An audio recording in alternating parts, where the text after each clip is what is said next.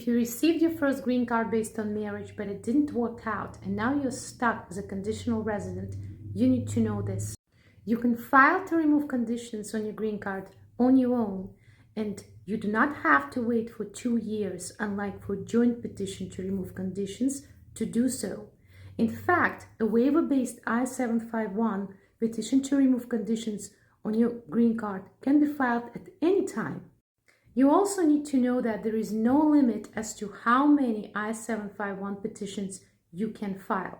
It is very important because I receive a lot of phone calls from people who initially tried to file this waiver-based I-751 petition on their own, but they didn't mention all possible grounds for the waiver and just focused, for example, on the ground that says you can do I-751 on your own if you had a real marriage, but it resulted in divorce. But there are other 2 waiver grounds which are very useful in many situations and should be used. Why? It is so because if your I-751 petition is denied, sooner or later you will be placed in removal proceedings. This is the law.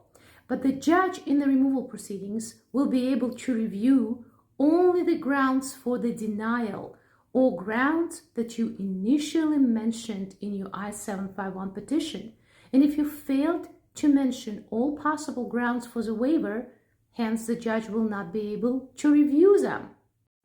It means when you're filing your I-751 petition, make sure to check off all possible grounds for the waiver and present evidence for them as well, such as real marriage was entered but then resulted in a divorce. You will have to attach a divorce certificate.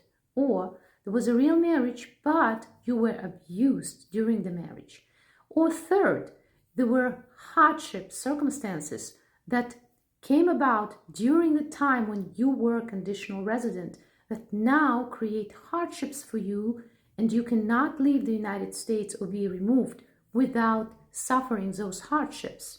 I certainly hope that you will never find yourself in such a difficult situation where you have to defend your green card on your own.